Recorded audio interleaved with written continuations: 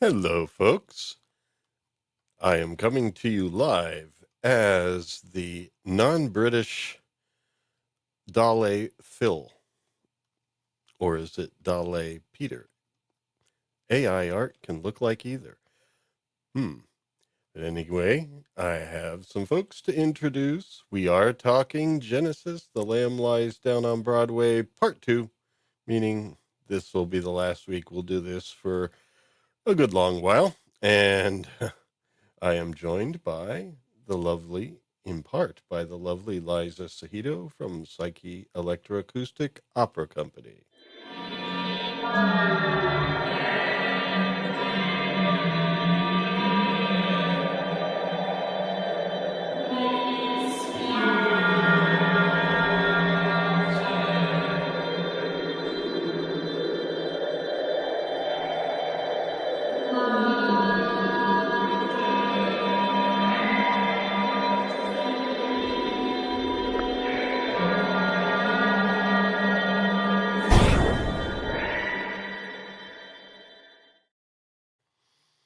Hello, Hello.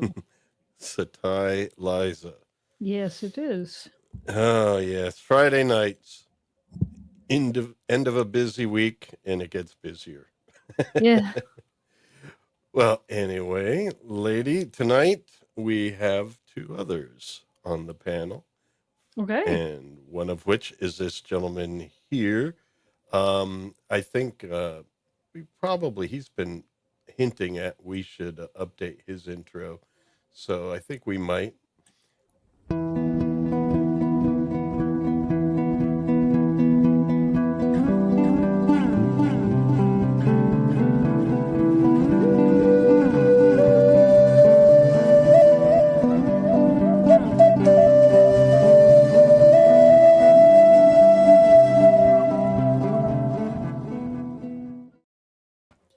Still looks and sounds good, Mike, but if you would like a new intro, you're more than welcome to edit one out yourself. Okay. I was like, that sounds like the same intro. Yes, it is. I'm just saying that, yeah. We never get to talk except when we're actually live. So I was just going to say, yeah, if you're getting tired of that, I'd be happy to update it. I'm just, keeping up two streams. It's hard to find the time to do another thing. Yeah. I understand. And did I hear you right? You're not going to do the Friday stream for a while? No, I didn't say that. I said we wouldn't be doing any more Lamb Lies Down on Broadway for a while. Because this is the second. Okay. This is the second part of that. Not that. No, it's a great album. I love the sound of the music, and we'll be talking about it more. But yeah, time to move on. Yeah, it's time to move on. And I think maybe you get to pick the next album. How about that? Oh, okay. I'll be thinking about that. And speaking about intros, I didn't get the new one for this guy either. And I think he's currently working on it. So this may be the last time well, wait a minute. I don't think I have all the new. Oh dear. Yeah, I don't have all the new Babylon 5 stuff together here on the Friday night thing. Oh, we have a little bit here. Shameful. This is the last you'll see this in relation to this guy.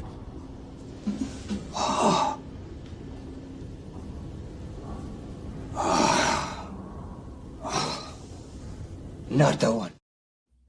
Not the one. That's what he said about my intro video, I think. Probably. Thought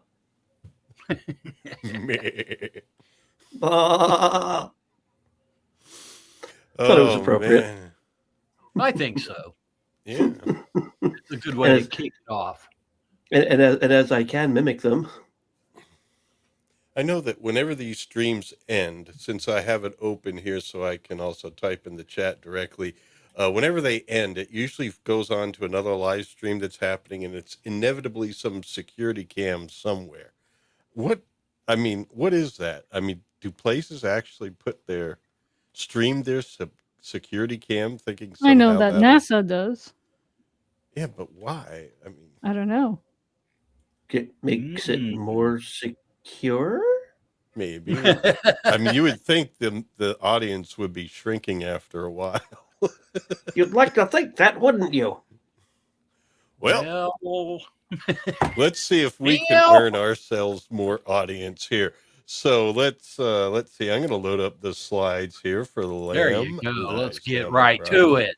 Yes, and this time we are going to focus more on the actual album and the music, as opposed to we got bogged down with an interview where they were all kind of like well, Hating it just each looked like other? just Hating Peter Gabriel? yeah, it looked like it was pretty much everybody still bothered with Peter Gabriel after all these years, and he was still bothered with them. Sure. It was funny. I don't know Moving why. right along. So we got bogged down with that. Did we ever even get into any of the songs? Yeah, we did a bit. We were talking about the Like story. what, 2 of them, 3 of them? Yeah, we were talking about the stories and that sort of thing. But yeah, because there is an overall story for the thing. Hey, folks, it is a what do you call it? Rock opera. Yeah, rock opera. I was going to say a program album. You know, it has one subject and one story to it, and I guess there was one recorded concert, although the production quality wasn't great. But That's an understatement. that's an understatement. All right. It was crap. Well, I mean, Mike, don't hold back, man. Say what you really mean. their It was shit. their cell cameras weren't as good back then, shall we say? Mike, stop mincing words. What are you trying to say? Oh, we got hold on Eraserhead in here. Hey, Eraserhead. I'm going to put in here the album. Here is the album, so folks can listen to it while listening to us. Just open in another tab, turn down the volume a little bit, and you'll be able to hear both us and this wonderful album going on at the same time. Might be a little psychedelic, but we're good with that. I've pinned it to the top of the chat, I believe. I'm not seeing it there, but I did select pin. Okay, good. It's there. Yeah. But in any case, there we go, folks. I should also follow that link myself, so I have it here. Liza has not heard, except for maybe a couple tracks from last time. My friends, today I'm here just to release the chats. I've lost all interest in this album, to be honest with you. Oh, jeez. And it wasn't because of the music, though, at all. Well, to be honest with you, I was giving it a chance. There were some portions, like with any composition, that I thought were interesting. But in learning more about how this was put together, yeah, no, it's not for me. Oh. Wow. I mean, sometimes you give things a chance because you like the people, and and the brain behind this thing seems to have backstabbed all his I friends. don't know that we could say, I'm thinking you're talking about Peter there. I don't think we could say he was really the brain behind anything other than the story and then doing the lyrics and probably singing it. The music was pretty much done by the rest of the band on their own. And in fact, he asked them to do that because he was too busy, right? Well, but that's where probably why I feel like there are some really unmusical sections of the album, because it was composed. I mean, I've composed opera, I've composed art songs. When I sit down to write the music, I have the poetry in front of me. It's already there. It has to come together in a certain order for the music to have meaning, to give more meaning to the text, to enhance the meaning of the text. And so I will admit there are good moments, but again, now I understand. I mean, now, of course, in learning how this came together, I have a bias, but I was giving it a chance. It's not for me. Okay. And I'm just going to leave it there. Yeah. Well, there's a note I was reading about the second song on the on side 3, the waiting room.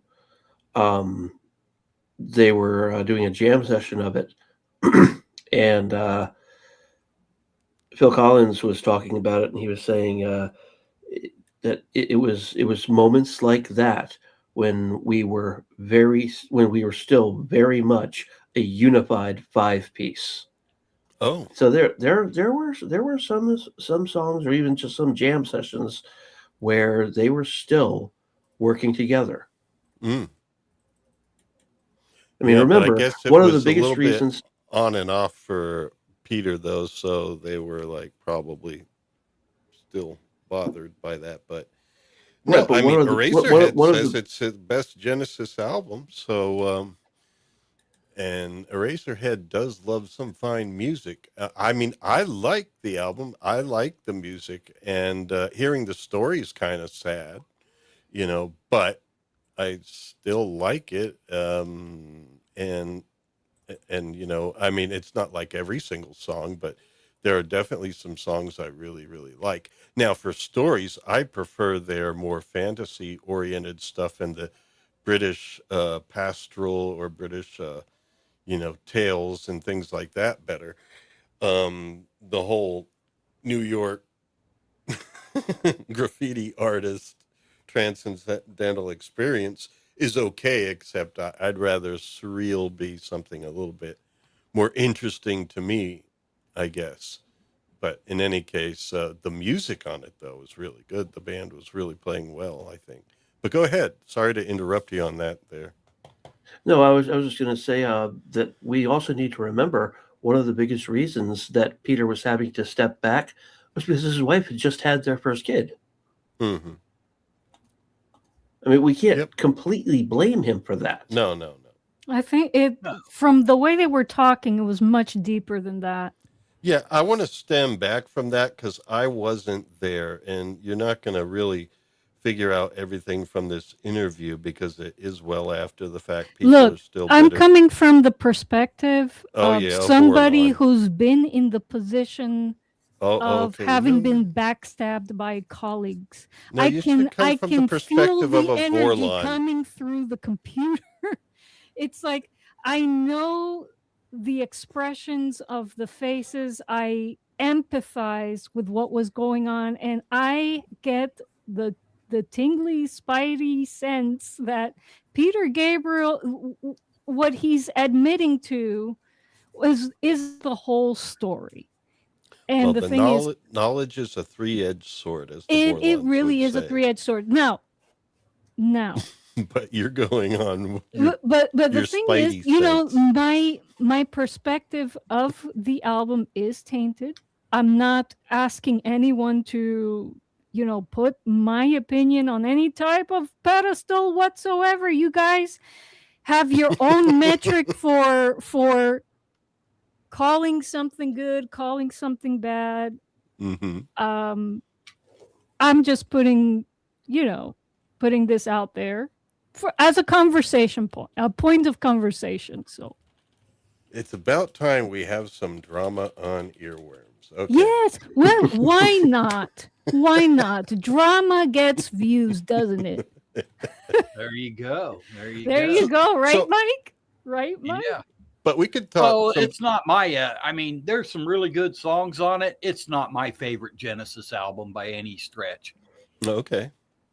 But that's just from a musical standpoint, not a personality standpoint. I mean, some of the songs, Carpet Crawl, there's some really good songs on it. Yeah. But it's not my favorite Genesis by any stretch. Yeah, nor mine. I mean, I was definitely, I was like 5 years old when it came out, so I was alive at the time. But to me, Genesis has always been Phil Collins, not Peter Gabriel. Uh-huh. Well. Yeah, exactly. Yeah, by the time I started listening to him, he had left the band. So I kind of went back. I mean, I was 14 at this time, but It was a couple, 2-3 years later, I think I started getting into Genesis.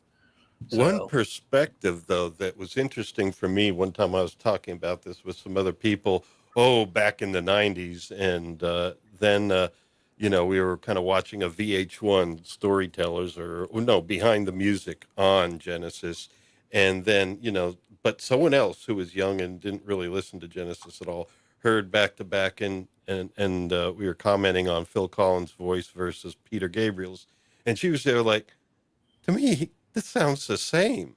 And if you think about it, unless you're really into the band or if you listen to both singers enough, to the untrained ear, they do sound very similar. When you think of all the voices out there, all the male and female vocalists in existence and stuff like that, Peter and Phil do sound quite similar, Peter Gabriel's vocal stylings, however, well, I must when admit, you listen to their body of work, definitely they have different directions, especially in their solo careers. Oh my gosh, yes. Yeah, they had different directions, but you just listen, focus on the voice, timbre of the voice. They do have a similar voices, I think, especially when you think of all the plethora out there. Not necessarily yeah, they both similar have high music that they do. male voices for sure.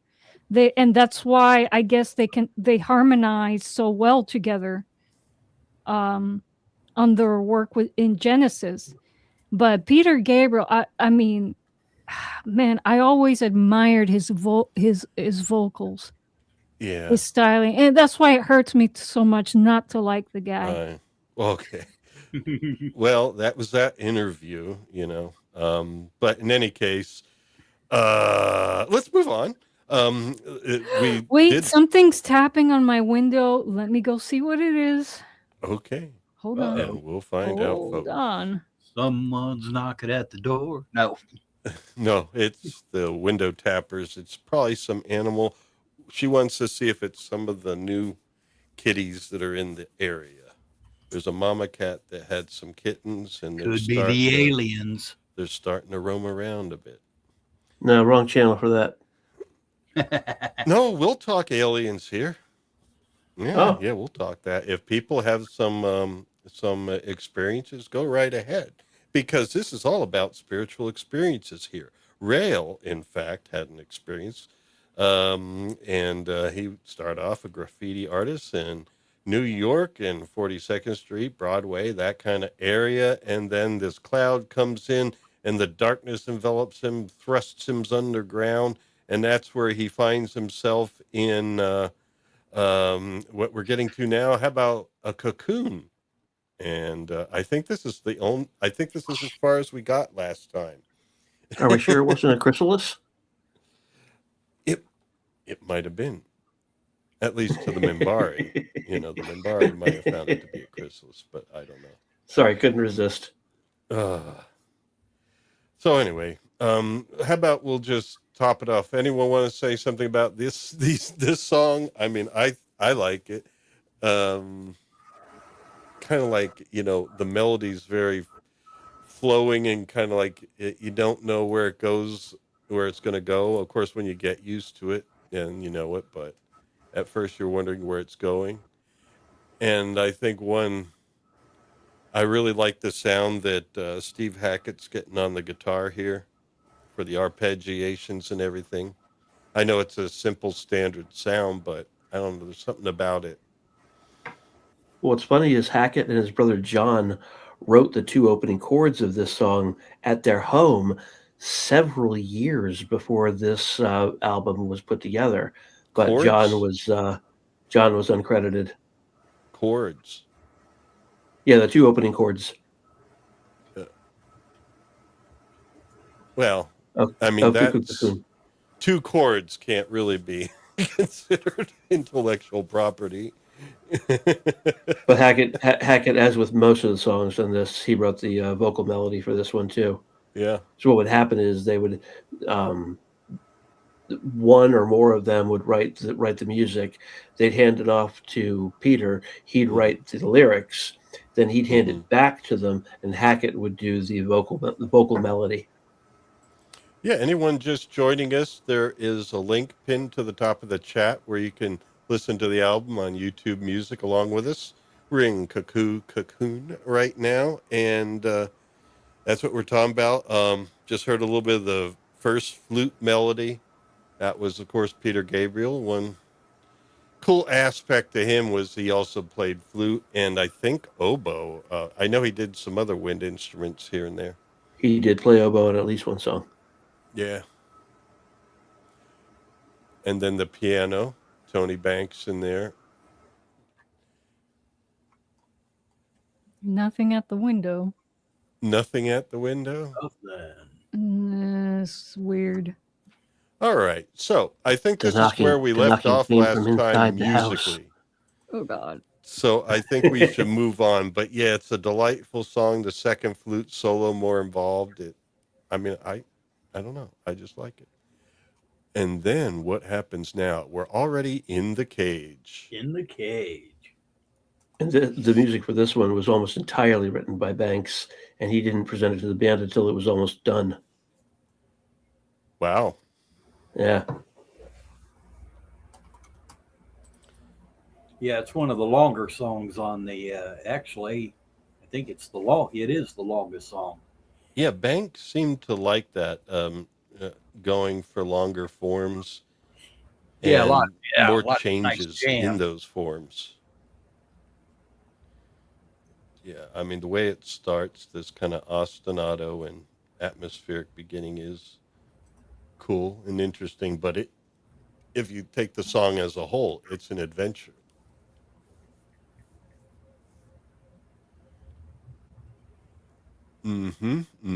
Yes, that can happen as we're listening. Three guys listening and not talking. Oh, wow, yep. But yeah, Phil's drumming on this. It's kind of minimalistic, but it's right on time, and the meter is intriguing. 1, 2, 1, 2. 1. No, it's just 4. Wow. It just seemed like it was different, but the syncopation does that. Yeah, the bass syncopation can really kind of slide you off about that. But anyway, in the story, Rael, who is now underground and stuff, found himself in an underground menagerie of cages, so to speak. And his brother John is like outside the cage he's in. I guess his cocoon became a cage, and he sees other cages around him, and his brother walks away. I don't know. I mean, some of this, it's almost like if the story had a book with it, then you could think of characters more, but in a short story sort of thing, I think there's so much change and stuff going on, it's hard to really understand the characters too much. Yeah. So anyway, Mike, you're kind of quiet. I was looking at notes. Notes? Notes. Okay. And I was about to open up your link so I could listen to the next song. I'm pretty familiar with In the Cage. Yeah. Well, I listened to this whole album like, I don't know, a month ago when we were talking about it. Yeah. That was in a Phil Collins earworms, folks. Yeah. So anyway. But yeah, this is I know Eraserhead said it's one of his favorites. I would say it's and this one, I'm hearing Tony Banks solo right now, and it's like, oh, is this Tony Wakeman? Sounds a little bit like Rick Wakeman and stuff, yeah. Yeah, and this is one of the songs. Carpet Crawl was another one that they continued to do live with Phil Collins. Yes. Yeah, Tony's solo is awesome. Yeah. So yeah, that one and The Lamb Lies Down on Broadway. The Lamb Lies Down, yeah, Carpet Crawl, and this one I think were the three that they. I remember them playing anyway when I saw them. Was that at 92? No. I saw him in like I think 79 and 81. Gotcha. 81. That's when he first released No Jacket Required. I know. I think it was. Yeah. 81 was kind of when they were starting to go be a little more poppy. They were still playing a lot of the old stuff, but they were, in my mind, kind of going more pop.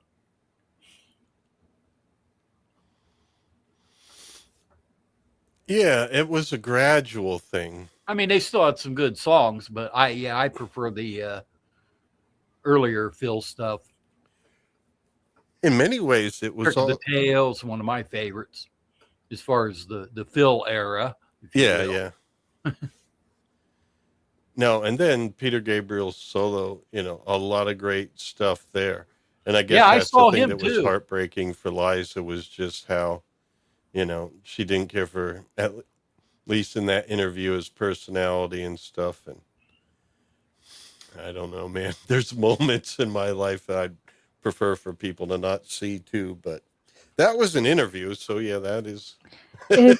They were so bitter about something or the things he was doing and how accusatory he was against Phil Collins. Yeah. It seems to me. Well, and Phil wasn't even seemed to be that upset with him. He was just kind of hanging back. I know.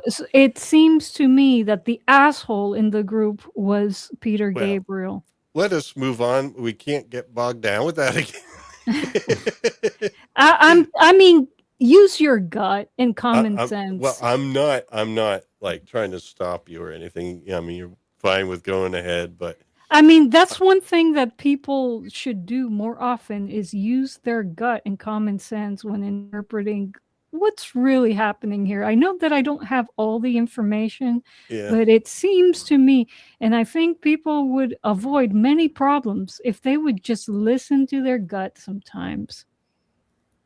Yeah. Well, most people don't have the option of having Peter Gabriel in their band, so I don't think anyone has to worry about it. But it just seemed more like it was, he had stuff going on in his life, but I guess Phil was also playing with other bands and stuff, but the band members probably felt that, Peter Gabriel was taking more time away than he should have. They wanted more of a dedication from him. But yeah, and some of them had kids too and all that. So it's hard to say with the who said stuff, but it looks like maybe it was the opportunities he was getting and there might've been some jealousy, because of the film thing and all that. But anyway, the grand parade of lifeless products. And this is one of the few songs on the album where the lyrics were written first and then the music was composed to fit the theme. Mm-hmm. There's my grand parade of lifeless products. It looks kind of like Skaro, the planet the Daleks came from. When they were mixing the album, Gabriel went to Brian Eno, who is at that time working on his album Taking Tiger Mountain by Strategy, and asked him if he would do some vocal work on a couple tracks, including the Grand Parade of Lifeless Packaging. And in packaging, the liner notes, I'm sorry, I called it products. Oops. Go right ahead, man. And sorry to interrupt. No worries. And the liner notes refer to that as enosification. Because Gabriel really liked his work and thought he could enhance the adventurous aspect of the sound. But the funny thing is, Genesis didn't have any money to pay Eno. So Eno negotiated for Phil to play the drums on one of the tracks on his album. Oh, wow. Yeah. You scratch my back, I'll scratch yours. And that's the name of a Peter Gabriel album from the early 2000s, where he recorded some songs from other artists on basically himself and orchestra and some arrangers that arranged it. arrange different pieces and things like that. Big collaborative album. And then he did the I'll Scratch Yours album afterwards and stuff. So it was like an exchange of things.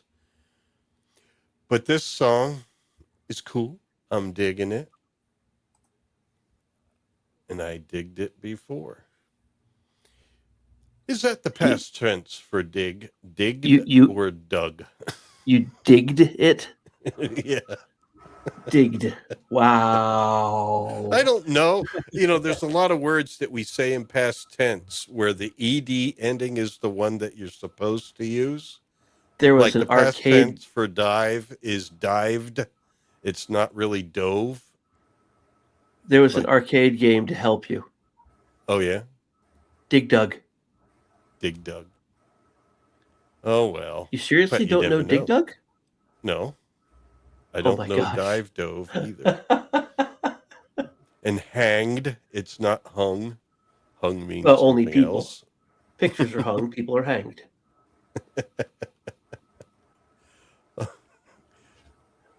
Oh. That's the grammar of it. I'd like to see a hung picture. Well, let's see here. Okay, so now we are moving on to the next song. And that is what? Oh, Back in NYC. I think it's actually Back in New York City, but the track list, they abbreviate it. Because this was a more out. This is a more aggressive song than most. And Rutherford actually was playing a 6-string micro frets bass on this one. He described the song as a group composition that emerged from improvisations, while Banks said it was written entirely by Rutherford and himself, with Rutherford writing the main parts.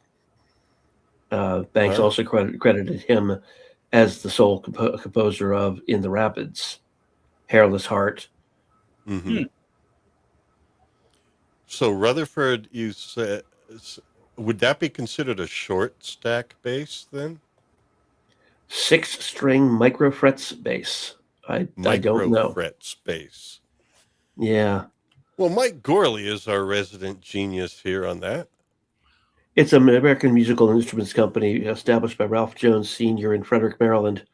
The company produced electric guitars and basses until 1975. Okay. Well, when I think of micro, I would think of microtonal. It's the name of the company. Yeah, I guess they're just using the name, saying that it's small. Oh, okay. But then they say micro frets. Does that mean the fret sizes? That's the name of the company, Micro Frets. Oh, that's the name of the company. It's called Micro-Frets. Oh, I thought they were saying the frets were micro, meaning smaller. I'm like, damn. Well, yeah, that would mean microtonal, but yeah, if Micro Frets is the name of the company, that's kind of interesting. I'd never heard of that. Cool.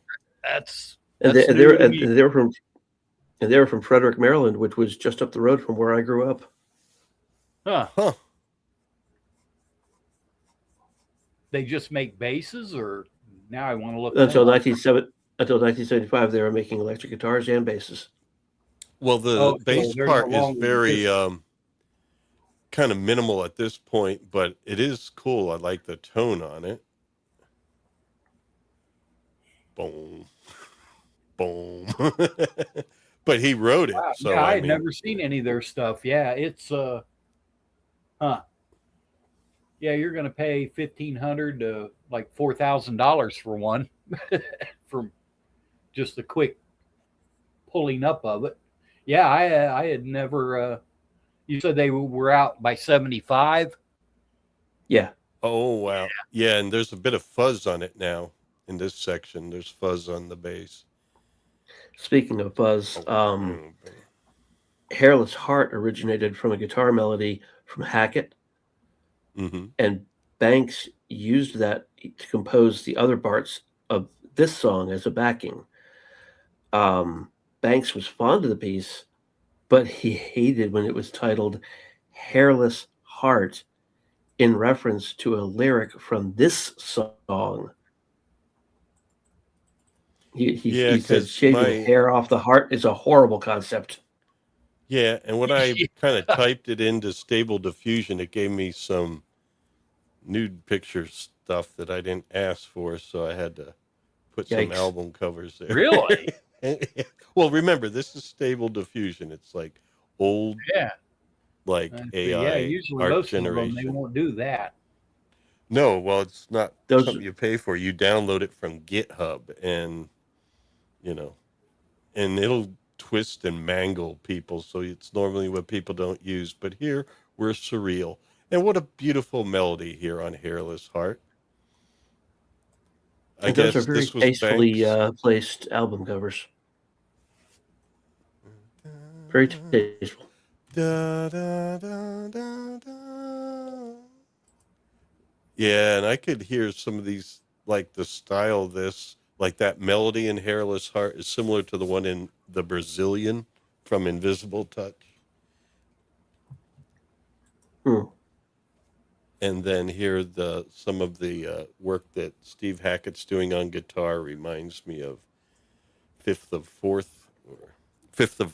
I'm sorry, I keep getting that wrong, especially when I found out the meaning behind the title. The fourth of the fifth, the fifth, the fourth, what? The first? All right. So anybody have stuff to say? This is like, I'm going to zone out, keep listening to music like this. You're going to zone out. Wow. Yeah. No, but interestingly, I was a couple minutes ago, I was looking up. Not much more than I already told you. Looking up Peter Gabriel, and because, now with, Google, you can type in things like, what is Peter Gabriel like? And it'll pull up, people that have met him. Great. No, I mean, seriously. Most people that have met him and worked with him actually say he's a pretty nice guy, humble and very smart and yada, yada, yada. So got to wonder if it just, in this particular interview, if there was just some animosity going on, which obviously there was. And, maybe people were getting a little defensive and whatnot. I mean, I don't know. But everything I read on the guy, and I spent a few minutes looking at stuff, really didn't paint a picture of him being an asshole. Well, here's the thing. I don't need to make a decision on that necessarily, unless there's something really clear and prominent. I mean, I like his music. I'll still enjoy listening to it. I'll never meet him, I'm sure. So it doesn't really matter. I was just curious because I mean, the oldest gamer. There's some people like Richie Blackmore who spit on his fans and shit like that. So definitely an asshole. So then there's people that they meet these people and they're really cool. I mean, I knew somebody once that met Lou Reed, said he was totally cool. They sat out and talked and shit like that. So I stood next to him briefly. Lou Reed? So did Liza. Yep. Oh, yeah. He seems like he'd be cool. Well, we just stood next to him briefly because he came with Laurie Anderson. I guess, I don't know if they were officially married or not, but they were a couple. Laurie Anderson, the musician. Laurie Anderson, yes, avant-garde artist. Yeah, it was in 2011. It was at the Seamus, what do you call it? Their annual convention, the Society for Electroacoustic Musicians in the U.S., and it was held in Miami that year. We were at it, and we were there. We were more than just at it. We were performing and working. Yeah, I put together the listening room and everything for it. And it was, we were kind of like let down. Nothing to do with Lou Reed. At the end, all I heard him say was they were talking about software, and he was like, oh, what's that other one? And I think he was talking about Pure Data and stuff. But he didn't really say much of anything. He was just hanging out. It wasn't long before he died, I guess, 2011. Yeah. but we were kind of disappointed because Laurie Anderson started talking about how sad John Cage was, the composer, John Cage, how sad he was when he found out that the human population was growing that so much. And it's like, oh boy, not one of these. I mean, I just get a little turned off when people are just talking about population, not like solving problems of people, but talking about, I wish there was less people on this let's planet. have less It's like, people. all right, who are you going to start choosing to get rid of? Yeah, it's like, what an elitist point of view, Meng. May I also point out, we actually now have more than twice as many people on the planet as we did when he was talking. And there's less starvation. Yeah, I know that. Like, if you look at, I mean, I really do want to preserve a lot of natural spaces and everything. But when you look at it, it's a small percentage of the country that's actually, the thing is, developed. If you do any flights east to west, you'll see so much, unpopulated preserving land. Natural spaces is what's going to solve world hunger across the board, and the change from a consumer economy to a homesteading economy where you are the steward of land that you have to share with wildlife. That is the solution. And people are implementing this solution. And there are already people doing it. But this solution gets very little attention because, the elites up there don't want to solve world hunger. They don't want to solve poverty. The solution is quite simple, folks. Well, we can't just force everybody into homesteading, although people should do as much as they can, I think. And the more we live together with nature and produce ourselves, the more self-reliant we have. There should be massive education about it so that people can make a decision as to what kind of lifestyle they want. And I think if the government was the governments of the world, all of which are evil, had an interest in solving any problems, there would be education in this. Well, and there would be programs to provide people with land who want to be stewards of land. People with good ideas, I guess, get weeded out a lot. Of course they do, because the government is not interested in solutions. No government, not this government, not any government. But I just wanted to give a shout out again. Where's Swappers? Gamer, Where is my friend? Yeah, where's Swappers? Yeah, our dear friend, oldest gamer down there, just a few hours south of us. We were near you a few weeks ago, gamer. We went to Bradenton, for the Bradenton Cigar Box Guitar Festival, and less solar panels. Well, that's the problem with solar. I mean, there are a number of things. I love solar in many ways, but the problem is the surface area, and when you have fields and fields of all these. Well, the problem with oh boy, now we're going to get into it. The problem with solar panels in Florida, I will tell you what the problem is with solar panels in Florida are the subsidized companies. The companies that are subsidized sell crap programs. There are houses that they are selling out there with integrated, self-sufficient energy-making modules that do not take up a lot of space.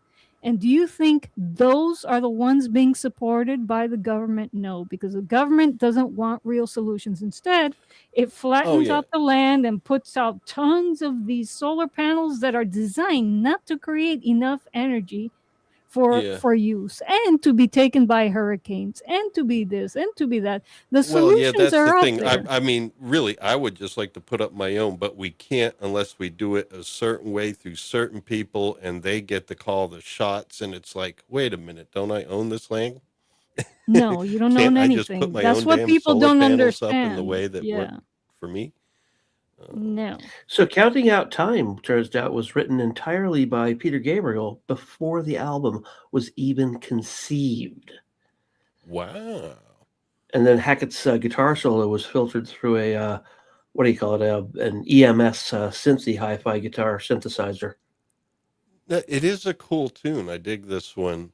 But yeah, I mean, when I've done this research on all the bands and like Yes and everything, a lot of these bands at this time were taking, I guess, songs from earlier.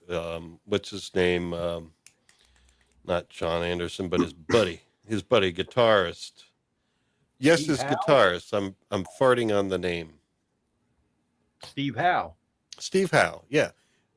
We were looking at, Yes songs and stuff. A lot of the songs that he contributed came from his solo career and stuff, or at least one or two of them. I don't mean a lot, but at least as far as the program of the album. So yeah, a lot of times that happens to me where there's some music that I made and then it's like, hey, I have a new idea how I can use this, whereas before, after having written it, or at least getting a good amount of it written, I'm not sure what to do with it, and I just sit on it for a bit.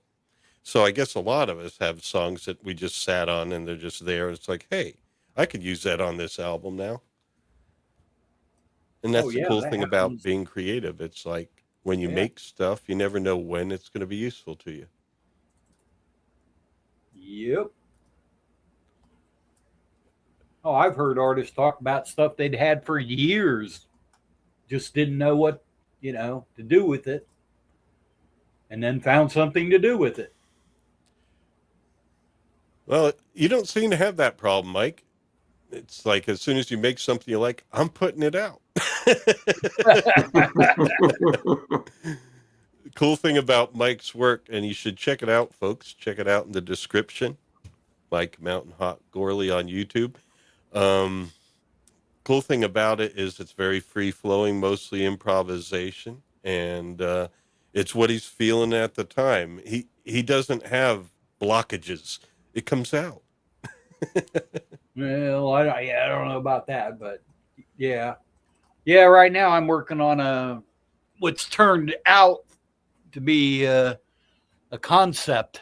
So I will eventually put something out there to not be bought, but nobody buys music anymore. Yeah, but it'll be out there.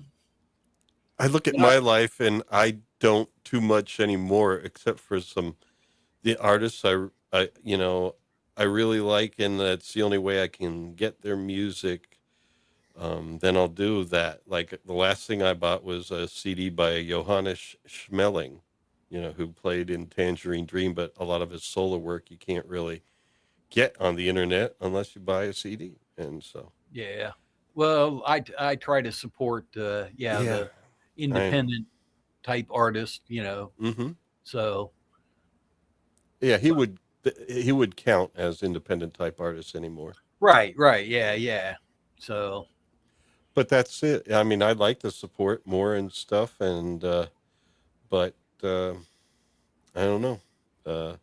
It's kind of the way it is. If you could find it online, like on YouTube Music, and I don't even pay for it. I just stomach the ads, so to speak. Well, same here. Usually, what I do if I find somebody that's got a large library, I'll do a lot of YouTube, but then I'll maybe go to Bandcamp and buy something because I kind of feel like, I don't know, like I should buy something. Mike, support the band. Mike, did you just say and one time at Bandcamp? Bandcamp. Oh, he's talking about Bandcamp the online okay, I guess independent artists. Yes, I know. Yeah, no, not going to Bandcamp. I know, but I was making I was making a reference to American Pie. Oh, okay. No, but it's that's one of the better at Bandcamp. Well, my brother went to Bandcamp. I wasn't in the school band, but I was. I went to Bandcamp a few years. Well, you're a saxophonist. What did you play in band? Saxophone. Did you? Okay, there you go. Yeah. No, it wasn't Symphonic Wind Ensemble. Those take saxophones out, but in regular concert band, marching band, jazz band. Yeah. Cool. So I went Penn State Band Camp. because I grew up Bleeding in Gums Pennsylvania. Murphy. Nice Simpsons reference there. We should have a cigar box guitar festival and call it band camp. Why is Well, this there you term go. so funny? I don't know. There's something It's about obviously bringing back memories. yeah. When you go Okay. away as a When kid I for was like a young. week, and you stay overnight, like for a week at some place called band camp, and basically it's almost like county band, except it's not a competition to get in it. You just go and pay for it. I guess your parents pay for you to go to band camp, and you're away for a week Right. rehearsing and practicing and stuff. And I don't know, in some ways it's just fun, but you get away from home for a week and play music. And I mean, I was never one of the bad kids that did bad things, but No, but that's why I was asking, is it kind of like, you have a bunch of guys get together and do no, it was guys weird and girls. I stuff? mean, it was mixed. Yeah. It was Is that mixed. why it was it's a term? Well, they're I all over the guess. place. I mean, band camps. I don't know. It's just I guess it depends on what it is. It's kind of like the truthfully had geeky never getaway in summer, I because the frankly only had never kids even heard going the are phrase. band kids. I never even heard the phrase band camp until American Pie. Aha. And how did they depict it in the movie? Allison Hannigan, the girl who played Willow on Buffy, she's playing a nerdy a band member in the high school, and she keeps talking about wacky things they would do at band camp. She was like, so one time at band camp, and then later on it gets revealed that basically all the nerds at band camp were just banging each other left and right. Okay. Well, I remember doing Mr. Brown Alliance's, what was it? It was the marathon he did, the 12-hour marathon that ended up being a 20-hour marathon. The way the only Star Brown can. Wars, what was it? The second one. Empire Strikes Back. No, the second in the new order. After Phantom Menace the Last was Jedi. Clone Wars, Attack of the Clones. Oh, when we did that okay. marathon, when they were laying there in the field, Anakin and Padme, there was a lot of jokes about band camp then, but I didn't know what they meant. And now you know why. Okay, I guess the naughty kids at band camp would do some fooling around with the kids. Yeah. I didn't. I was one of the good ones. I was behaved. All right, let's get back to Genesis. Peter Gabriel He wants to get back to Genesis. For this song, Peter had written some lyrics, but no music had been written for the lyrics. So Banks and Rutherford put together a chord sequence in D, E minor, and F sharp minor, with Phil rolling the drums flowing through it. Like D major, E minor, F sharp minor. Yeah. No, D, E minor, and F sharp minor. And then Gabriel spent hours and hours on an out-of-tune piano at home developing the song. And his wife recalled his fondness for the track. The beginning of the song reprises "The Lamb Lies Down" on Broadway. There we go. Are you using what do you call that? Are you which AI are you using for all the fun facts? You don't want to know. Okay. There are citations, though. No, but it's cool. It's good to know stuff, and no, it's a beautiful But song. It doesn't sound like I'm just telling you these off memory. Well, when you started saying chords, Was it a chord progression or sequences in those keys? Yes, it was. Which I'm one? Listening. I'm listening to it right now, Lisa. Liza. I probably didn't listen this far, so I can't tell. It doesn't matter. My answer for you, Eliza, was because Gotta I really get don't know in what to either of get those means. out. No, I love the vocals and the styling of the voice in it, and yeah, it's a cool song. I mean, I know it may not mean this, but in the lyrics, I kind of like the idea. Gotta get in to get out is like it's almost like you need to take corporal form in order to leave the corporal form and go on from Earth life existence. No. But that's just me. Ooh. That's probably just a personal Liter- meaning. Literally, it meant he had to move through the room where the people were crawling on the carpet to get to the exit on the other side. That's right. There's a staircase, a spiral staircase on the other side of the room, people crawling on the ground. But I know that the meaning had to do with something with people being trapped there. Yeah, probably. And I feel like it's all the souls trapped in Earth reincarnating over and over again. Never mind. I'll move on. That's actually I mean, if Had my head swirling. which track is this? Because I would be interested to listen to that track. It's the last track on the second side of the first album. Yeah, that's not going to help her. She'll probably just be searching it. So it's called Carpet Crawlers. Carpet Crawlers. Okay. Yeah, there you go. Because that sounds like some Gnostic shit. Yeah, I mean, and Gnostic that's what stuff. AI said very before when I interesting. was researching Language. it. When I was researching it, that the AI did say that had Gnostic references and stuff. Yeah, I did not mean to use a colorful metaphor there. I am very interested, or have recently become very interested in Gnosticism. It's very interesting. It is very, very interesting. Are you reading the Nag Hammadi? No. I am. Well, that would be where. I bet. Yeah, that's where you start. But but yeah, it's thicker than one would think. It's a lot.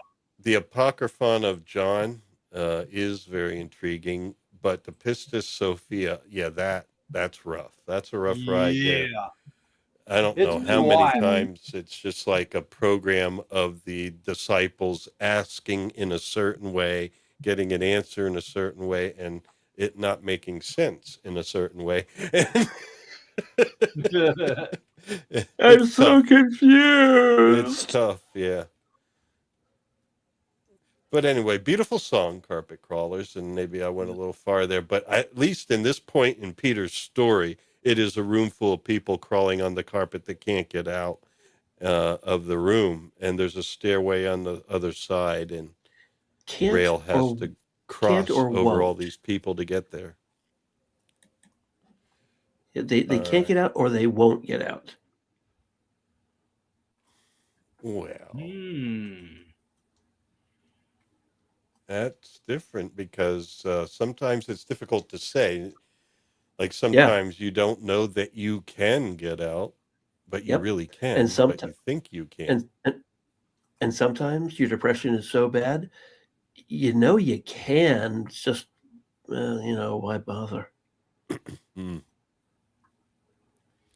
Oh, bless. We'll wait on Liza's response. She is going to give it one last try, at least on that song. But how about this one? The Chamber of 32 Doors.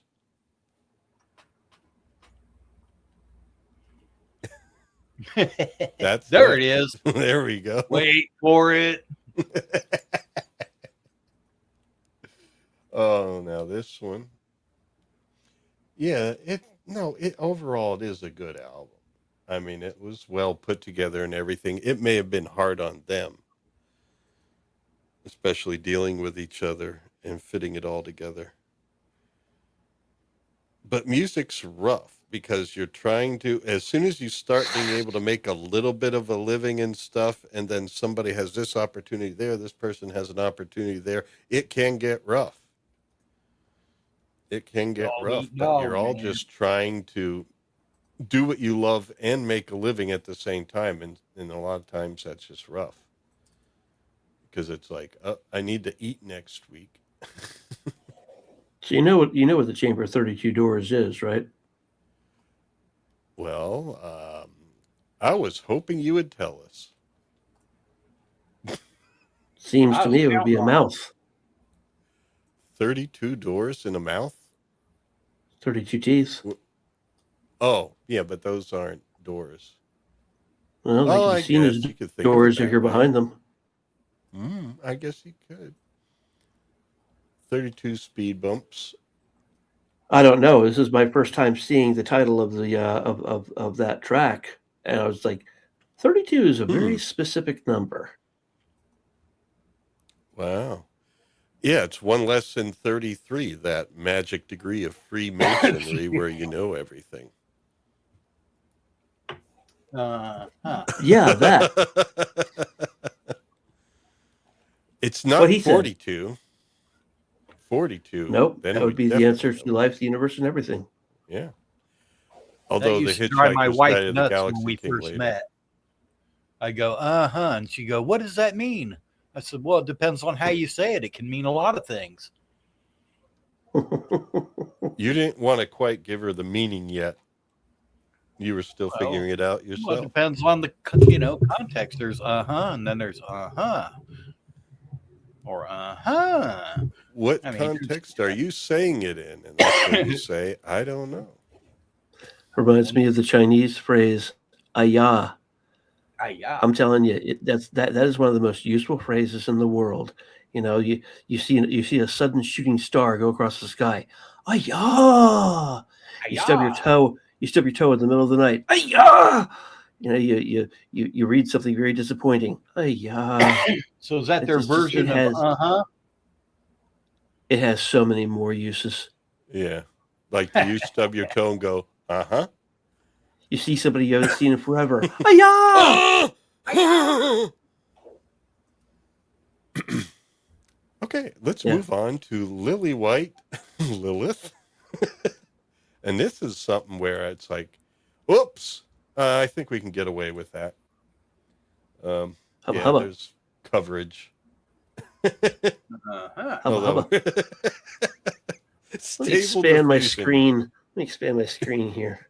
Yeah, I asked for Lily White Lilith. That's it. No description, and this is what I got. Of course, in Stable Diffusion, you'll get 2 or 3 of whatever you ask for.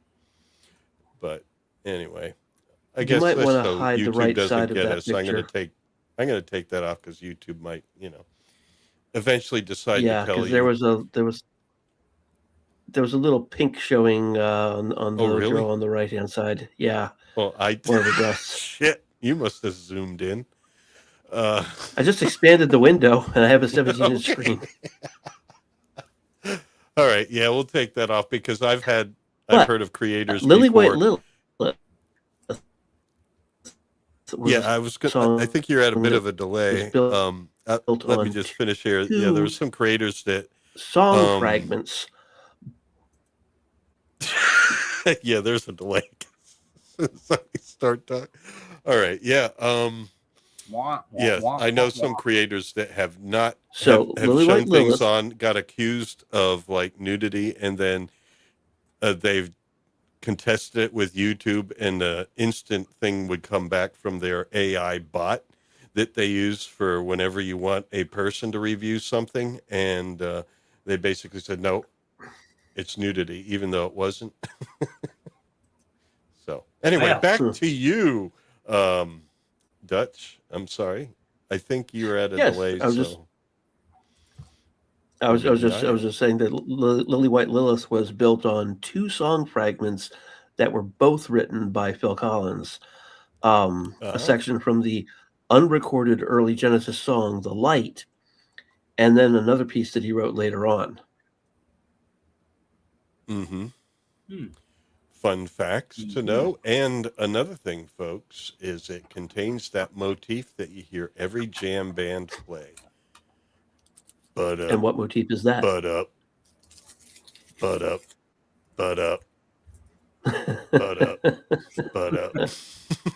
At some point, they will do that. All right. Now, if we're going to talk about the waiting room, That one developed as a jam session. They were calling it a basic good to bad soundscaping jam while it was raining outside Headley Garage. And when the band stopped, a rainbow formed. Collins remembered Hackett playing, quote, these dark chords. Then Peter blows into his oboe reeds. Then there was a loud clap of thunder, and we really thought we were entering another world or something. It was moments like that when we were still very much a unified five-piece.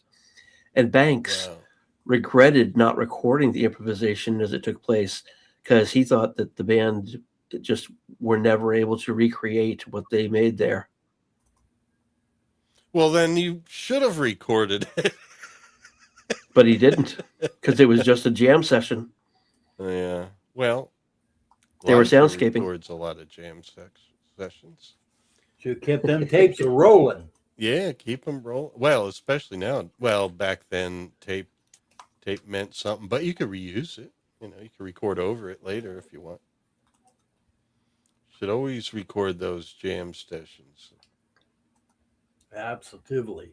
Now, this is trippy, this one. And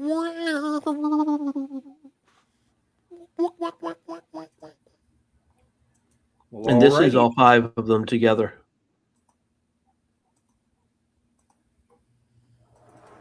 Well, yeah, the animal sounds from the guitars and the synth. Yeah. I could see that happening. I could see a rainbow coming out. Yeah, this is probably the most experimental one on the album. And by experimental, I mean doing whatever you want to do. Which one are you guys listening to currently? The waiting room. Waiting room. Okay. Check it out. Waiting. Room of waiting. Although what I'm going to do after this, I am going to listen, because the link, if you follow the link that we pinned to the top, folks, you get to the YouTube music version where they have the album and then a live performance of the album all together on that link. And that live performance is at something called the Shrine Auditorium. And so there's a live version of each one of these on there. So I'm interested in hearing what the live version of the waiting room is. Let's see. Let me try that. I think I'll listen to the live versions from here on out. Here we go. Here's the waiting room. Yeah, they did it live too.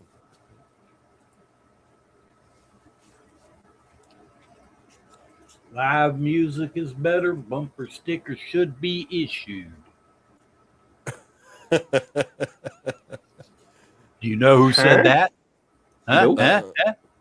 Jerry Garcia. How about that? Nope. Nope. Neil Young. Ah. Poor Neil Young.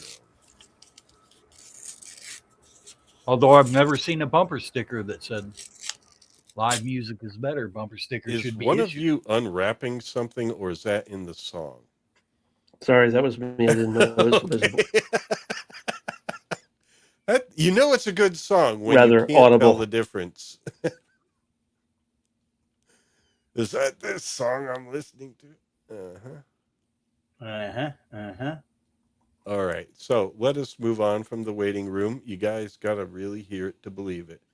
And I'm going to pop another link in the chat there, because there is this version of the album on Amazon. If you do want to purchase a physical copy with all the artwork and beautiful stuff in it, there's a few versions of it there. And this is a link where that costs the same to you, but I get a little bit of a commission if you follow the link. Oh. It's not a personal thing. Genesis has nothing to do with it, just an Amazon partnership thing. But it's the double CD of The Lamb Lies Down on Broadway. And then there's even a fold-out version here. Let me try this one here. I think this is the fold-out version. But yeah, I got some links here.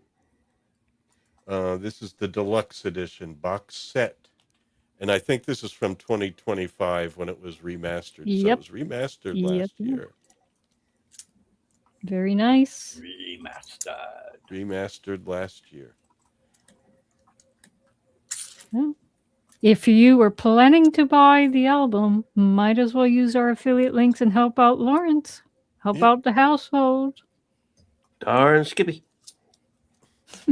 Anyway, and that's the name of the next song. Anyway, it is. Anyway you want Anyway. it, that's the way you need it. Anyway you want it. Wrong band. We should do Journey at some point, though. Oh yeah, we will. Yeah. No, I just like Jeremy Clarkson. Oh no. Anyway. Yeah. I'm sorry, guys. I don't know names. Top I Gun, do the not tall know guy names. with the Brillo What pad name hair. are you? Not Top Gun, Top Gear. Or Top Gear, yeah. Top Gear, Oh, tall guy. that Tall guy with the Brillo pad hair. Jeremy. Okay, Jeremy. that Jeremy. Oh Jezzer. no. Anyway. That Jeremy. Oh no, Mr. Bill. She knows Top Gear and the Grand Tour very well, and Clarkson's Farm. So I don't And know Clarkson's how she Farm, forgot the name that quickly. Yeah. I'm not good with names. Not good with names. And talking about homesteading, that's some serious homesteading there on Clarkson. Now who was talking about homestead? Oh, never mind. He's not to correct you, Lawrence. To correct you, what's happening on Clarkson's Farm isn't all homesteading. Oh no, especially the industrial stuff. There's a lot of industrial farming and But a lot of it's glyphosate a good show happening. because it does show what actual real farmers, even those that do the large scale farming, what they got to deal with. And it's good exposure for that because, the food producers do really have to deal with way too much crap. Yeah. And by design, what our government has set up is a little indentured servitude area of our population. And they've done it globally. It isn't just here. It isn't just in the UK. It's very sad. But there is another way out there. Anyway. Look up Dr. what's his name? Last name Bush. First name. Zach? Yeah, I think first name. Yeah, Zach Bush from First name Harry. Farmer's Footprint. Look that up, folks. We're talking an organization that supports traditional or regenerative farming methods, and he's helping take back the health of our soil. Reclaimed millions of acres of soil and restored it. It really is true, like all the Monsanto stuff, what it's doing to the soil, and you can't grow stuff there unless you buy their seeds. Exactly. And it spreads to other people's soil, Yep, and it's it rough. does. And the chemicals they put in the soil for their little business model gives you cancer. Glyphosate. Well, I don't know if we can make that claim just yet, but it's really looking that way. Allegedly gives you cancer. Yes. Allegedly gives you cancer. Eat organic, folks. Grow food. Non-GMO. No pesticides. Do not buy Roundup.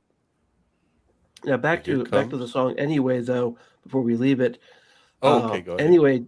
Anyway developed from a Banks song, Frustration, that he wrote before Genesis was even formed. I like how you say that, before it was even formed. Before it was formed. Wow. You mean he had a song just sitting there waiting? A song named Frustration. He developed anyway from it. It's a good song. And yes, that's cool. And then we have Here Comes the Supernatural Anesthetic. Oh, wait a minute. Anesthesia. Anesthetist. Well, I Anesthesia. think oh, really? It's anesthesia? Because on this thing it says on YouTube Music, the track listing says supranational anestheticist. And I'm like, isn't that an anesthesiologist? But then I thought it's probably the Oh, UK version because we anestheticist. call a chiropractor a chiropractor. They call them chiropodist. So I Oh, thought Huh. didn't know anesthetist that. Wow. was the British Yeah, it version is. of anesthesiologist. I don't know. I just work here. Anyone here ever been under general anesthesia? Yes. No. Hardly remember it though. Oof. I'm sure it was scary and a Well, I scary was hit by a experience. car on a Friday afternoon, and I didn't have continuous memory until Sunday Oh my afternoon. gosh. Oh So my I don't gosh. remember most Wow. of that experience. I I went in for neck surgery because I had a herniated disc in my mm. Oh, neck, wow. Oh and my gosh. they didn't tell me to start counting down from 10 or anything. I'm looking up at the lights that'll be on, part of the surgery thing, and I blinked, and the ceiling changed to normal drop ceiling with fluorescent lights inset into the ceiling, and I've got a pain in my neck, and there's a brace on my neck too, and I was like, oh, I guess it's over. And the nurses were like, hey, look who's awake. I said, yes. Wow. Pardon my saying, you're beautiful. And she says, you're very sweet, but you're not going to remember any of this, right? And Oh, I you said, did? pretty sure I will. And when I saw her the next Yeah. day, I was like, I remember. Yeah. You remember bits and pieces, but yeah, I didn't have continuous memory until Sunday.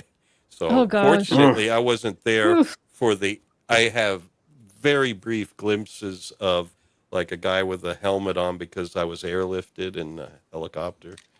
And so I had glimpses of him and just vague feelings and Ugh. stuff of being strapped into the stretcher and all.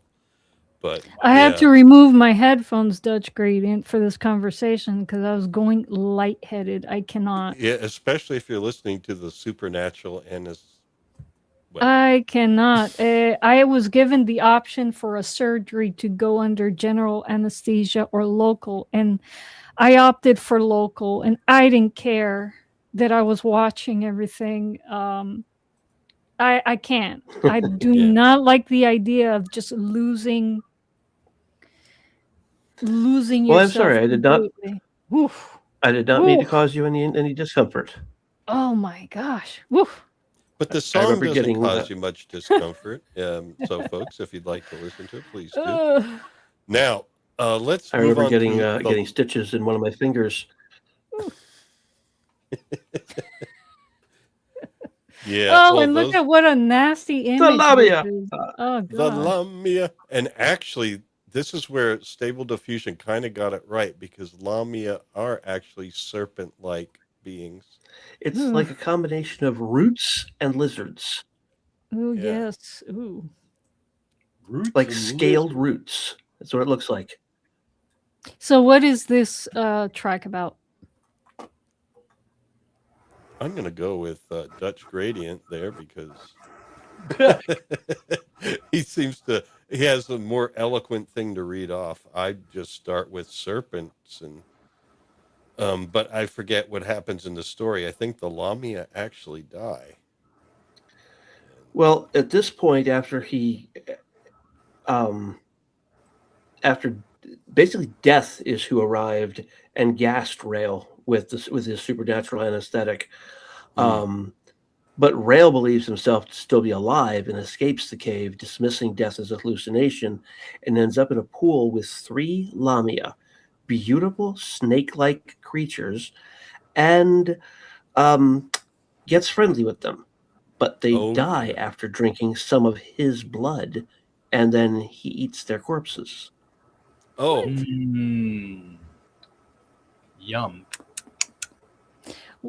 And is the symbolism of any of this discussed maybe on the album materials or no, I think the story's just presented within the album, and it's Yeah. up to you to try and dig for any symbolism. Yep.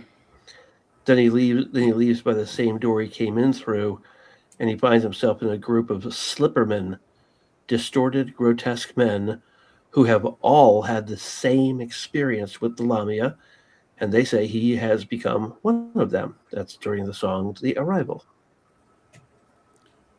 Which is not the next one, because the next one Really? is called Silent Sorrow in Empty Boats, which I think,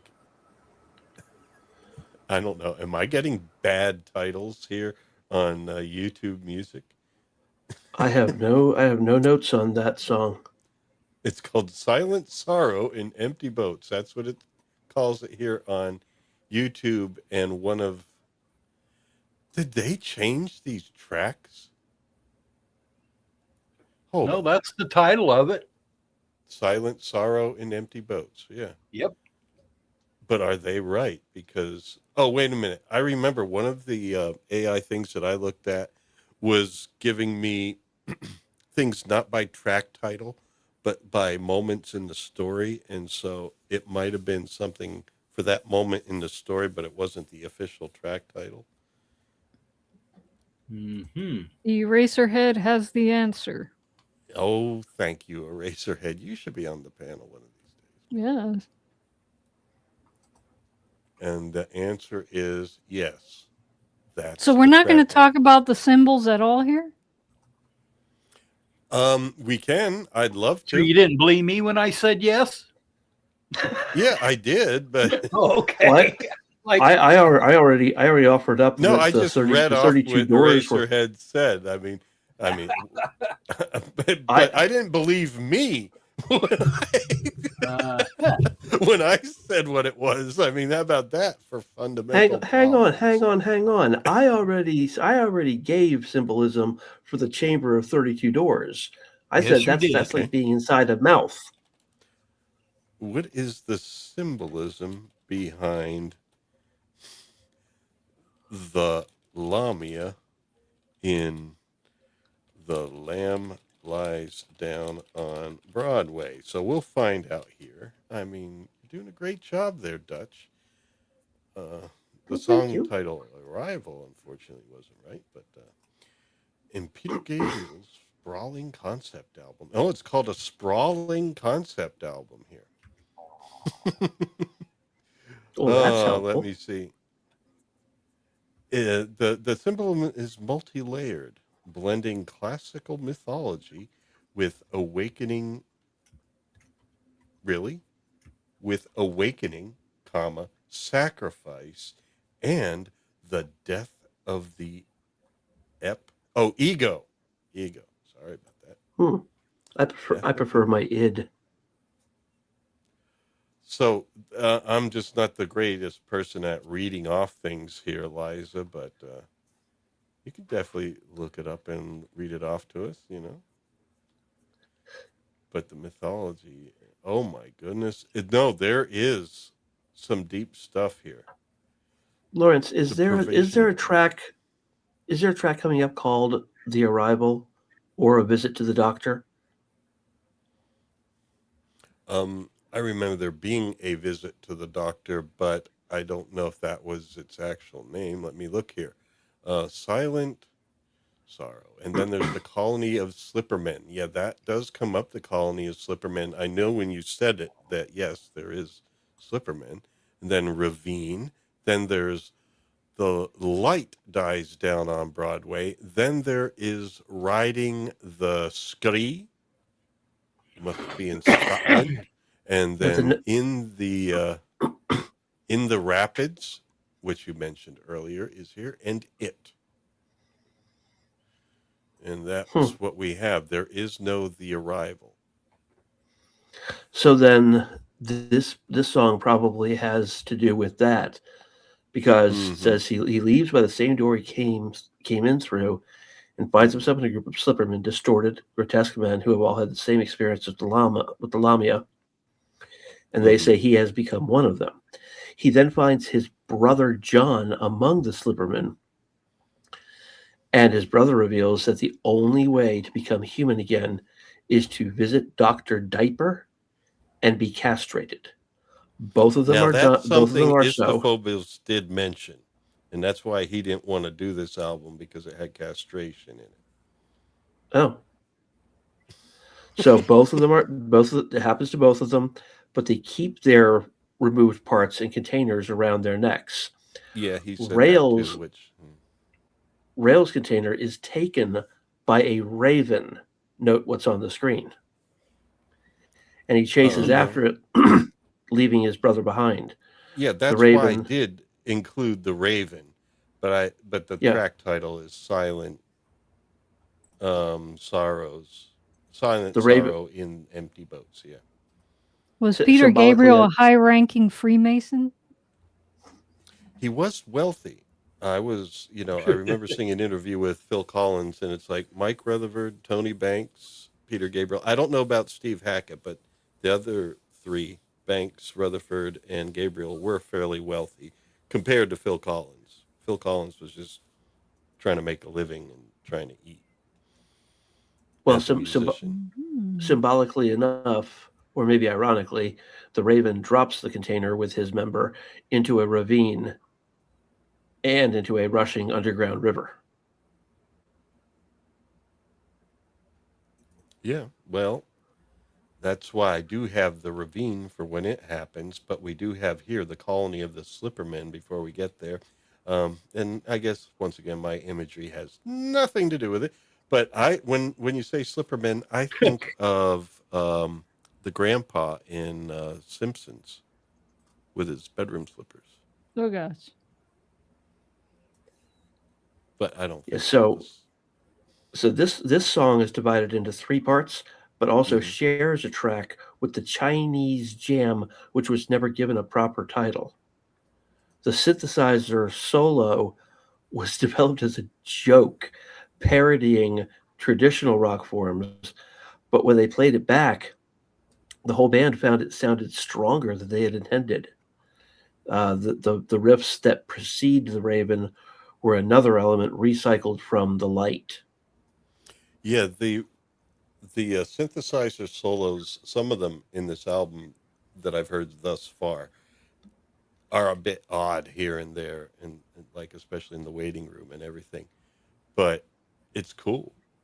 And then here, Ravine, I can hear already the synthesizer in the beginning is kind of like a little bit silly, but not the way he's playing it. It's kind of like a theremin. Oh, you'll be surprised. This is another piece that's improvised by the band. Hackett was using a fuzz box and a wah-wah pedal to emulate the sound of wind. Oh, wow. Cool. Yeah, I hear that right now. Yeah. I'm listening to the live version. Folks, do check out the live version. It is. So every time they performed this piece, it was different. Probably a little bit. I mean, it's not like you're... Or did they try to reproduce the improvisation exactly? I don't know. I mean, I don't think you could. I mean, it sounds like wind swells, but it's being done with a pedal, is what he's saying. Basically, the kind of like sound you might get from a pedal. Well, here it also filters it, so it does sound like wind, so you hear... No, that's cool. It's kind of like playing with a noise generator, which I would frequently do with a synth. But I know. Here it's a pedal. And then that doesn't last long. The ravine isn't long. Then the light dies down on Broadway. And what does our story say about the light dying down on Broadway? Not the story yet, but I can tell you that the light dies down on Broadway is a reprise of the verses in the Lamia and the chorus in The Lamb Lies Down on Broadway. But the latter is arranged at a slower tempo. Rutherford and Banks wrote the lyrics on this one. The only track on the album with lyrics from someone other than Gabriel. Oh, then I gotta hear it. But they were told by Gabriel what action had to take place in them. Oh. But as for the story here, This is after the ravine. So he's chased after his container. He walks alongside the ravine. He sees a window in the bank above his head, which reveals his home amidst the streets. Faced with the option of returning home, he sees his brother in the river below him, struggling to stay afloat. Rael dives in to save him, and the gateway to New York vanishes. That's the light dies down on Broadway. Mm-hmm. No, it's a cool song. You wouldn't guess that from the song. It sounds much more straightforward and laid back. And is I'm this the basically last? reading a synopsis of the liner notes here. But I do like the reprise of the melody, in here. I'm sorry, Laz, I didn't mean to cut you off. No worries. I'm looking through the list. Okay, that is not the last song. So the story isn't supposed over to yet. be. Okay. They're supposed to be in the rapids and then it, at least. Mm-hmm. Yeah. Yeah, and I mean, I've listened to these and followed the kind of story before. It's just a lot of it, I just didn't understand, so it's easy to forget. Sure. I wasn't quite sure. All right, so what does this mean? I can't tell you what it means, so I can tell you what the story says. There is a whole lot to unpack in at least the lyrics that I've read thus far. Oh, sure. And someone who is an expert in the occult would be able to unpack this. Unless, of course, it was just kind of based on like acid trip experiences. I really don't think so. Okay. There's some stuff in here that I've heard some occultists talk about. This is not accidental. Oh. And I'm wondering on what side of the fence Peter Gabriel lies in as far as the controllers. Beliefs. You know what I mean? Mm-hmm. Well, I don't think he's actively trying to get people, shall we say, to be more ignorant. Converted? Well, or no, I mean, like with the more effective way to really draw people into dark occult thinking or as victims of the dark occultists is to release music more like, I don't know, like any other pop star today. That's a way to really pull people down into ignorance, And part of what if you're going that direction, and that's largely where they're going. Part of where I've learned about, I don't know if you can call it a religion, maybe the religion of these dark occultists. Part of the religion requires them to tell you what they're doing to you, as a way to. It's like, oh, we're telling you what we're doing, and you're consenting to it because you're not protesting, you're not doing anything about it, you're just going along with it. So that means that you consent. Of course, that's not the real definition of consent, but for them and for their religion, it's good enough. And so I'm wondering on which side is he informing, drawing people to analyze these lyrics to learn something, or is he telling, or is it part of his religion, is what would be interesting to find out. Well, if you listen to his body of work, I really don't think he's on any dark side of it at all. No, again, his character, because the dark side tries to promote ignorance.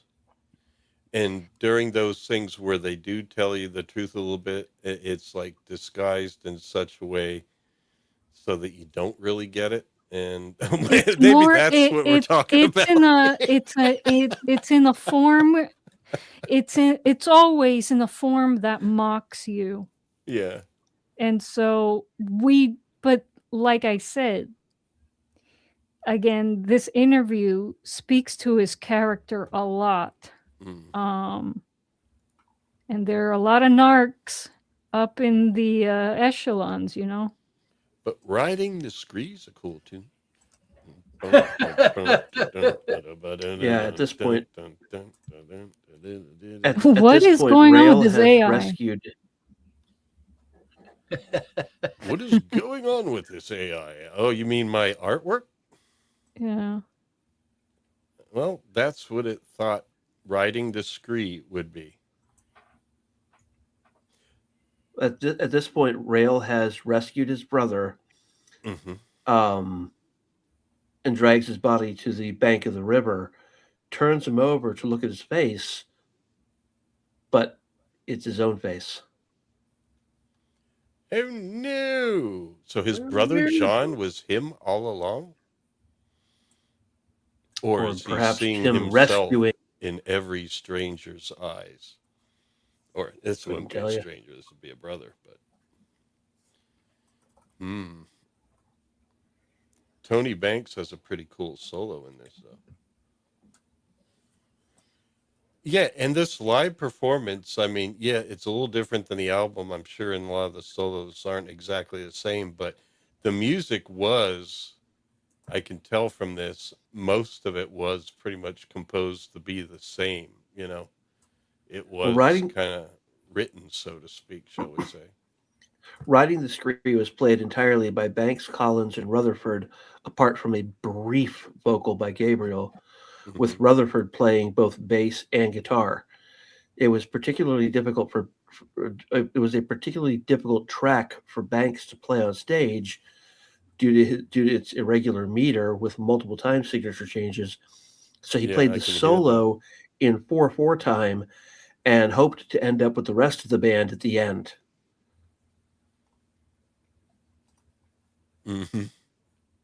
Well, they're doing a good job here in this live version. Pretty sure by the time they did that live version, they'd worked it out. Yeah, I'm pretty sure they had worked out all the kinks by the time they did that live version. Or you could say that the polyrhythms were intentional. Oh, yeah, I'm sure they were intentional. Oh, yeah. No, I'm saying he could say they were intentional. No, I can hear that it's alluding to other meters a lot. But Phil Collins is solid on it. Pardon me. Yeah, I'm listening to the live version, folks. And yeah, then there's kind of like trumpet-like fanfare from the synth, and Phil's all over it with the drums. No, I mean, the music on this album, like if you listen to the live version, you can hear these guys can play.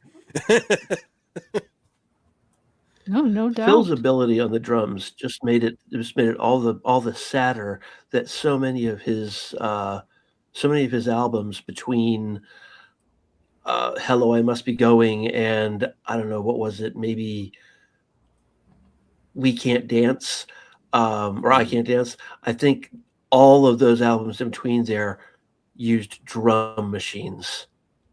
It was such an 80s thing to do. Although I like the way it was done in the Air, like in 81, I think it was the year. No, In the Air Tonight was still using real drums. No, I mean in the beginning. I'm saying I like the way it was done in that, because in the beginning it was a drum pattern, synthesized drums, until halfway through with the famous Phil. Gotcha. Yeah. So with that version, I like it because it was kind of like keeping time there a little bit. You know, that kind of thing. And then the real drums come in later. It's like starving you for them. But yeah. But yeah, I mean, the thing in that cover song, Groovy Kind of Love, I mean, I was not a Phil Collins guy when I was growing up, mostly because of that stuff. You know, but then, you know, I wonder why he decided to do oldies at one point. It wasn't oldies necessarily. He was just doing pop tunes. He had opportunities to do them, and he was getting paid well. And I mean, he was just getting offers, I guess, right and left to sing this, sing that, and he was doing it. Because that, and then Easy Lover. Yeah, it is. Those, And then I mean, also, that music didn't fit him at all. I wonder why he took on those projects in Maybe that's favor of why. other things. I don't know. Because it didn't fit him. Maybe it took him out of his. There was one song.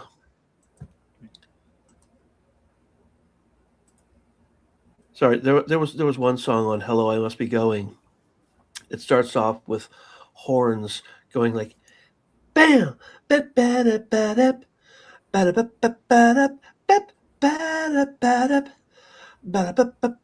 bap. Now, that's important because I was watching an NFL game in which the team lined up for a field goal. The kicker kicked for the field goal. And before they went to commercial, you started hearing those horns for the intro to that song. What's the title of that song, you ask? I Missed Again.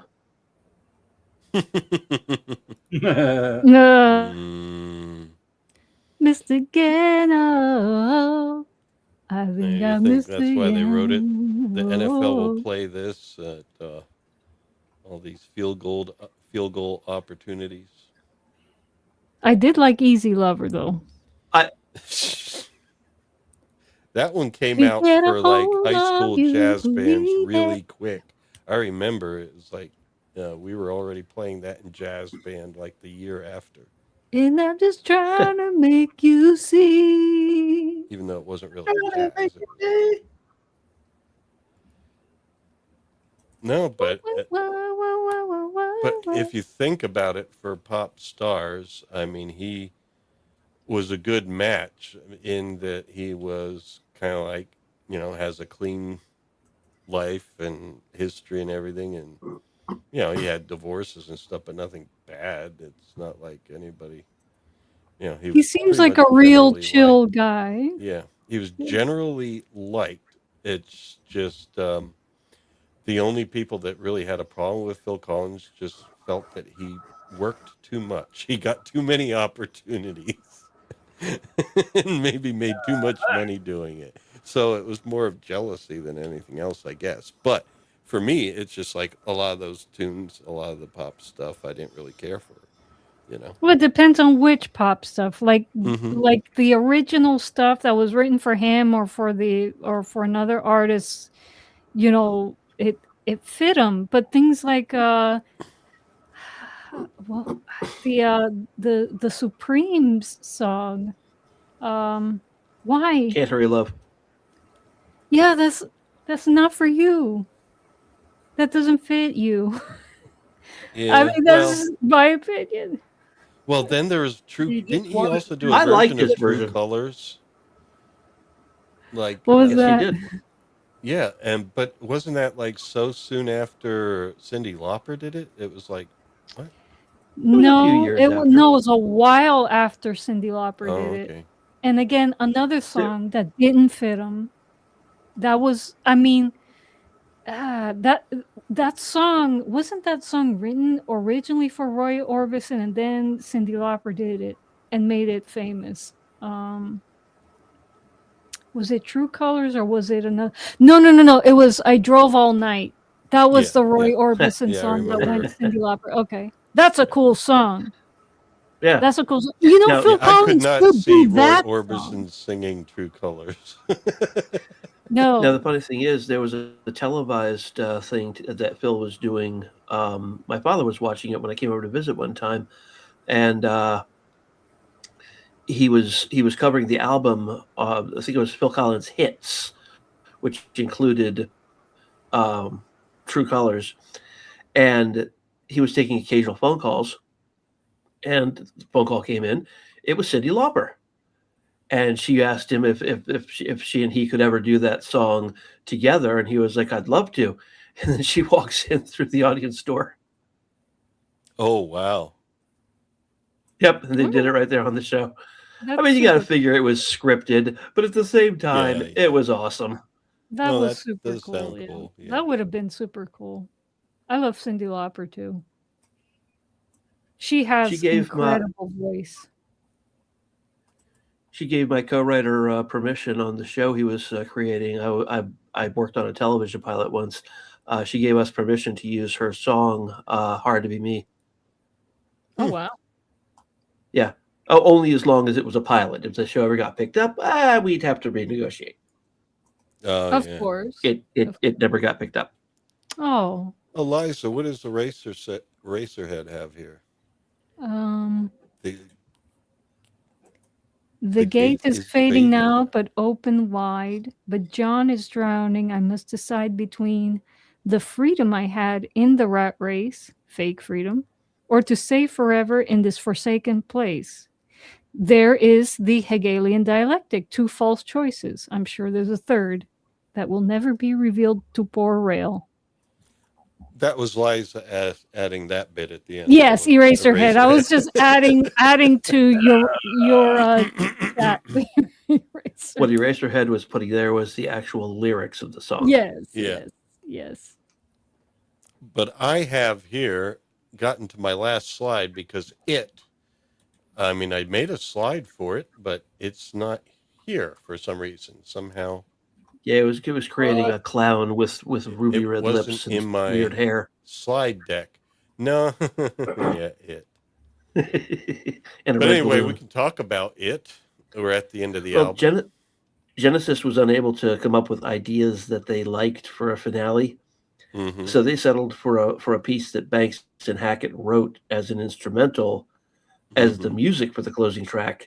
And Gabriel said the lyrics deal with forming substance from negatives. And the concluding lyric is a play on the Rolling Stones. It's only rock and roll, but I like it. The closing lyrics are, it's only knock and Noel, but I like it. I don't know. I'm going to have to spend more time. I mean, when I was looking at it, the story, and trying to derive meaning from it, I was seeing some things here and there, but I was like saying, okay, it's just me seeing things.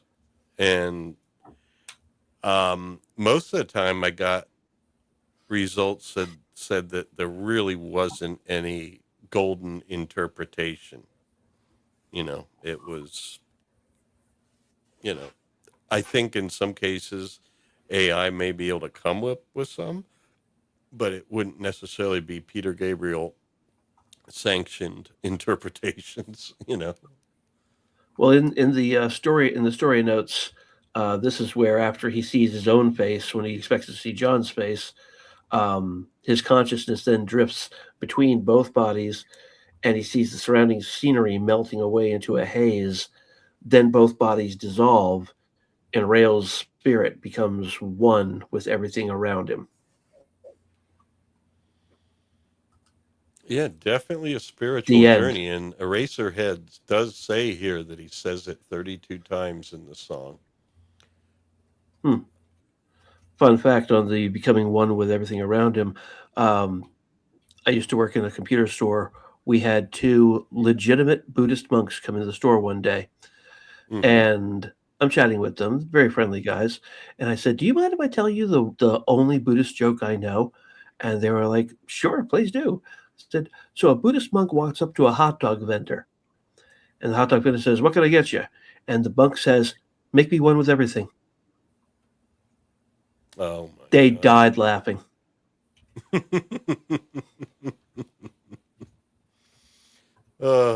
Yeah. Ay. Hey, they liked it, and they were Buddhist monks. Yeah. Cool beans. Indeed. And they were in what? You said a computer store. Was it Circuit City? Radio Shack. It was one of the independent Apple retailers that Apple computers then put out of business when they opened their own damn stores. Oh. Oh. Yeah. Oh, wow. That used to Wow. be illegal in this country, that a distributor would open a store of their own, because it gives the distributor a very unfair advantage. And I'm like, Mm-hmm. well, what if it's the manufacturer and the distributor and the retail store all in one? Well, that's okay then. Yeah, vertical integration, I guess they call it. Yeah, Basically there was a taking UK over store that more did it of the first. parts of the supply chain. Yeah. There was a UK store did it first called Games Workshop. They had released a game called Warhammer, and then Warhammer 40K that was so popular, and all these little independent game stores in the country were selling it. Just loads of it. They could hardly keep it in stock. And Games Workshop looked at which stores were selling the most, and then they would purchase a storefront 2 doors down the mall from that game store, and then undercut their price. What do you know? All those independent game stores went out of business.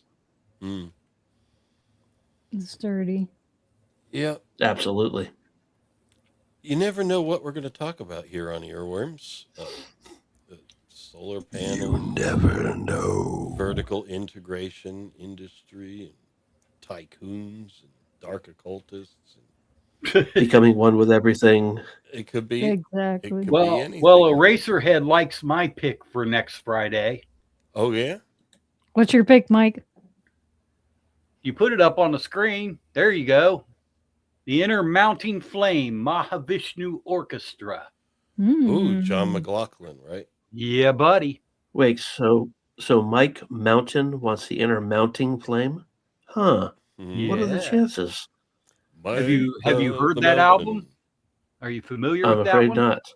I'm familiar sir. with the Mahavishnu Orchestra, and I probably have heard that album. So, yeah, Oh, I mean, yeah. I'll check it out, and let's Mhm. do it. I mean, Sounds let's- cool. Yeah, we should do an Oh adventure. yeah, Liza. I think I listen to it this week, so you I can. can't make any promises, Mike. I got a The plate. intermounting flame. It's worth listening to uninterrupted.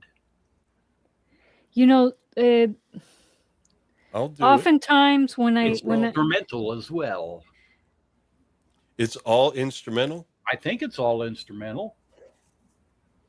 I like the Yeah, birds I of mean, fire. it's likely Okay, there there we might go. be some chanting. I don't know, but I will like I will birds try, Mike. I of will fire try, but better. I'm making no promises. I will almost certainly be at dinner with friends next Friday. I'm heading back to my home state because AwesomeCon is going to be in DC next weekend. Mhm. Don't know how many of you are aware of it, but Firefly, the 9 actors in that show, 8 of them are still alive. Oh, rest in peace, Ron Glass. 7 of those 8 are going to be at AwesomeCon in DC. Okay, Cool. that And on sounds the good. 15th, I've never watched it myself, but I hear it was pretty good. it was But excellent. yeah, And anytime you can see a cast of a show that you liked, and Mm-hmm. Yeah. Oh yeah. 9 What a ain't bad. treat. Yeah. And it turns out that on the 15th, while they are still there at AwesomeCon, they are going to announce Firefly the reboot, which Uh-oh. makes me extraordinarily nervous. Uh-oh, yeah. Mm, Yeah. no. I'm like, Yeah, there's no today- way that's not no going to get more ruined. reboots. No more reboots. Yeah, today, please. I mean, I think it was you that said it. It's like studios anymore don't want anybody to do something new. It's got to be something that's an existing IP. And it's like, Yes, that's absolutely that's correct. ridiculous. That's ridiculous. Liza, I posted the link to the album. Thank you, I'll Mike. definitely check it out, Mike. And yeah, we'll do it. I mean, we want to explore some things, and I think it would be cool for And it us is to- all instrumental. Yeah, I think it would be cool for us to do something that we're not that familiar with. Or, It's at got least Jan Liza Hammer and- in it, you know. Oh yeah. Oh, okay. Yeah, On keyboards. She frequently goes to sleep with Beyond I the Mind's Eye. love Beyond Well, the there you Mind's go. Eye. I grew up with that. Well, How there was you your go. kid? Violin. And she grew up in Miami. I did.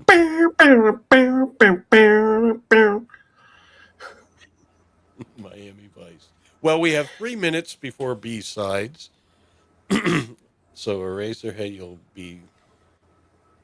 be transferred to your old stomping grounds there at B-sides. What are they doing? I'm going to check that out here. But anything else that people want to say since we'll be shutting down here? Babylon 5, Season 2, Episode 2, this Sunday. Yeah, this Looking Sunday. forward to that. Yes. Uh-huh. Oh, yeah. And Mike, Babylon 5. any new music coming out? I'm sure you have something this week. Yeah, I think some stuff's been posted, but it's all stuff pre-posted. Like I said, I am working on something, but it'll probably be, I don't know, a few weeks. Okay. All right. Yeah. Well, folks, do yourself a favor. Check out the description. Mike Mountain Hot Gorley. Follow the link. Subscribe to the YouTube channel. Do some listening. Great stuff.